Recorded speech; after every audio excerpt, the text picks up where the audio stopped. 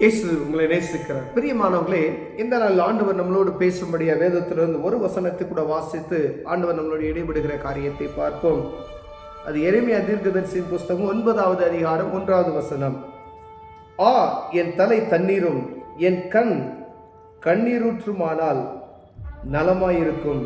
அப்பொழுது என் ஜனமாகிய குமாரத்தை கொலையுண்ண கொடுத்தவர்கள் நிமித்தம் நான் இரவும் பகலும் அழுவேன். பிரியமானவர்களே, என் தலை தண்ணீரும் என் கண்கள் கண்ணீரூற்றுமானால் நலமாயிருக்கும் என்று ஆண்டவர் சொல்லுகிறார். நம்மை அறிந்து கொண்டதற்கு ஒரு நோக்கம் உண்டு. ஜனங்கள் அறியாத ஜனங்களுக்கு அறியப்பட்ட சில ஜனங்களை ஆண்டவர் வைத்திருக்கிறார், தெய்வத்தை அறிந்து கொள்ளும்படியாய்.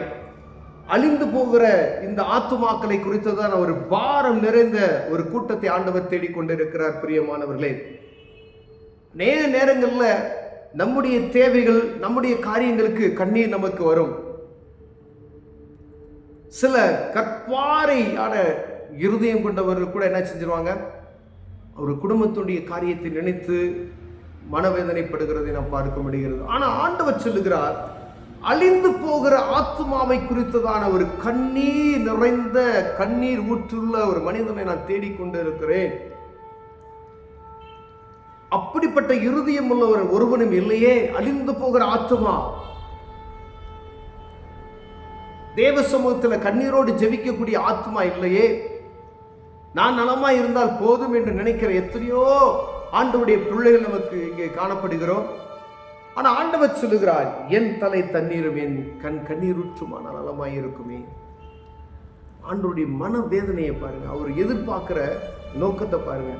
அழிந்து போகிற ஆத்துமாக்களை குறித்ததான ஒரு பாரம் நிறைந்த உள்ளத்தை ஆண்டவர் தேடுகிறார். நான் சுகபோகமான வாழ்க்கை வாழ்ந்து கொண்டிருக்கிறேன் என்று மாத்திரமான அல்ல, ஆனால் அதை காட்டிலும் ஆண்டவருக்கு செய்யக்கூடிய ஒரு காரியம் உண்டு. அவருக்காக அதை கேட்கவில்லை. எல்லா ஜனங்களும் ரட்சிக்கப்பட வேண்டும் என்பது அவருடைய பிரியம். அழிந்து போகிற ஆத்துமாக்களுக்காய் நீ ஒரு சொட்டு தண்ணீர் விடுவாயா என்று சொல்லி உங்களையும் என்னையும் பார்த்து ஆண்டவர் கேட்கிறார். பிரியமானவர்களே, ஏதோ ஒரு பாவ கட்டுல சிக்கி இருக்கிற ஜனங்கள், அவங்களுக்கு தெரியாது ஆபத்து எப்போ வரும், யாருக்கு தெரியாது. இது கடைசி காலத்தில் இருக்கிறோம் என்பது அவங்களுக்கு தெரியாது. ஆனால் ஆண்டவர் சொல்லுகிறார், கண்ணீரோட கதறுகிற ஒரு மனிதனை நான் தேடிக்கொண்டு இருக்கிறேன் என்று. அழிந்து போகிற ஆத்து நமக்கு எப்பயும் நம்மளுடைய காரியத்தை குறித்து தேவ சமூகத்துக்கு தெரியப்படுத்திக்கிட்டே இருக்கிறோம். அழுந்து நமக்கு கண்ணீர் வடிக்கிறது அநேகம் பேர் நமக்கு உண்டு, தன்னுடைய காரியம். ஆனால் ஆண்டவர் சொல்லுகிறார், அழிந்து போகிற ஆத்துமாக்களுக்காய் ஜெபிக்கிற ஒரு ஜன கூட்டத்தை நான் தேடிக்கொண்டு இருக்கிறேன் சொல்லி. ஒருவேளை நீங்க ரட்சிப்பின் அனுபவத்தை பெற்று இருப்பீங்க, இயேசு கிறிஸ்துவை நீங்க அறிந்து கொண்டு இருப்பீங்கன்னா, அறியப்படாத ஜனங்கள் எவ்வளவோ பேர் இருக்கிறாங்க. அவங்களுக்காய் உங்களுக்கு தெரியாது, ஆனா அவர்களுக்காய் ஜெபிக்கிற பாரம் நிறைந்த மனிதர்களை ஆண்டவர் தேடிக்கொண்டு இருக்கிறார். பிரியமானவர்களே, அவர்களை நினைத்து இந்த பாவ கட்டிலிருந்து அவர்களை விடுவிக்குவதற்கு ஜெபத்தோடு அவர்களை தாங்குவதற்கான ஆட்களை தேடிக்கொள்வாங்க. பண உதவி அவர்களுக்கு தேவையில்லை. ஒரு மனிதனுக்கு ஒரு பாவ கட்டில இருக்கிற மனிதனுக்கு பண உதவி தேவையில்லை. அவனை விடுவிக்கணும். அந்தகார கட்டுகளில் இருந்து அவனை விடுவிக்கிறதுக்கு ஆண்டவருடைய தேவ சமூகத்தில் அமர்ந்து கதறுகிற உள்ளத்தை தேடுகிறார். ஒரு சாதாரணமான ஜெபத்தை அல்ல, சாதாரணமான ஒரு ஜெபத்தை ஆண்டவர் தேடவில்லை. பாரத்தோடு ஜெபிக்கிற, கண்ணீரோடு ஜெபிக்கிற, இரவும் பகலும் தேவ சமூகத்தில் அமர்ந்து கதறுகிற ஒரு ஜனக்கூட்டத்தை ஆண்டவர் தேடிக்கொண்டு இருக்கிறார். பிரியமானவர்களே, சொல்றார், என் தலை தண்ணீரும் என் கண் கண்ணீரூற்றுமானால். பாருங்க, தூக்கத்துல கூட என்ன செய்யணுமா, தேவ சமூகத்துல அழிந்து போகிற ஆத்மாக்களுக்காய் ஜெபிக்கணும்.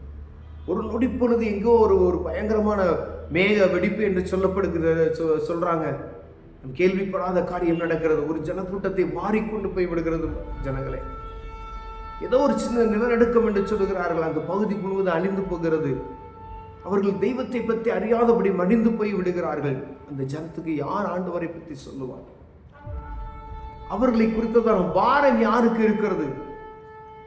ஆண்டவர் சொல்லுகிறார், அழிந்து போகிற ஆத்துமாக்களை குறித்ததான ஒரு பாரம் நிறைந்த உள்ளம், தலை எப்பொழுதும் கண்ணீரால் நனையப்பட்டிருக்கணுமே.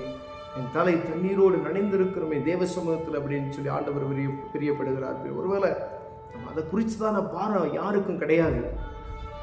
ஏன்னா நம்ம உண்டு, நம்ம வேலை உண்டு, கோயிலுக்கு போனோம் வந்தோமா அப்படின்றது மாத்திரமா. ஆண்டவர் அதை காட்டிலும் அழிந்து போகிற ஆத்மாக்களுக்காய், அவர்களுக்காய் பாரப்படுகிற மனிதனை நான் தேடிக்கொண்டிருக்கிறேன். அவர்களுக்கு என்னை பற்றி யார் சொல்லுவா அப்படின்னு சொல்லி வேதனைப்படுகிறார். அவர்களுக்காய் யார் ஜெபிப்பா? ஒருவேளை நமக்கு ஜெபிக்கிறதுக்கே நேரம் இல்லை என்று நாம் நினைத்து கொண்டிருக்கிறோம். ஆனால் நம்மளுடைய நெருக்கங்கள், நம்முடைய காரியங்கள் நாம் அறிந்திருக்கிற தேவன், நீங்கள் பிறருக்கு நீ ஜெபிக்கும் பொழுது ஆண்டவர் உங்களுடைய காரியங்களை ஆசீர்வாதமாய் மாற்றிக் கொடுப்பார் என்பது எல்லளவும் சந்தேகம் இல்லை. பிரியமானவர்களே, தேசத்துக்காய், அழிந்து போகிற ஆத்துமாக்களுக்காய், உக்ரைன்ல போர் நடந்துச்சு, பல ஆயிரக்கணக்கான ஜனங்கள் அழிந்து போய் விட்டார்கள், அகதிகள் ஆக்கப்பட்டு விட்டார்கள். ரஷ்யாவில் அநேகம் பேர் அழிந்து போய் விட்டார்கள். மியான்மர்ல அநேகம் பேர் அழிந்து போய் விட்டார்கள். இஸ்ரேல் ஜனத்தில் அநேகம் பேர் அழிந்து போயிட்டார்கள். லெபனான்ல நிறைய பேர் அழிந்து, பாலஸ்தீனத்தில் நிறைய பேர் அழிந்துட்டாங்க. இந்த ஆத்துமாக்களுக்கு யார் பரிதவிப்பா? இந்த ஜனத்தை அழிந்து போயிட்டாங்க. அவங்களுக்கு இனி ஒரு வாய்ப்பு கிடையாது. தெய்வத்தை அறிந்து கொள்கிறதுக்கு ஒரு வாய்ப்பு கிடையாது. அவர்களுக்காய் பாரப்பட்டு கதறுகிற ஒரு ஜனம் எலும்பு இல்லையே. அந்த ஜனங்கள் பரலோகத்தின் தெய்வத்தை நோக்கி பார்ப்பதற்கு நம்ம ஆண்டவர் விரும்புகிற ஒரு பாரம் நிறைந்த கண்ணீரோடு துதிக்கிற ஒரு மனிதனை காணோம் என்று அங்கலாய்க்கிற தெய்வம் உங்களையும் என்னையும் பார்த்து ஆண்டவர் சொல்லுகிறார், கண்ணீரோடு ஜெபிக்கிற ஒரு பாரம் நிறைந்த உன்னை நான் தேடிக்கொண்டு இருக்கிறேன் என்று சொல்லி.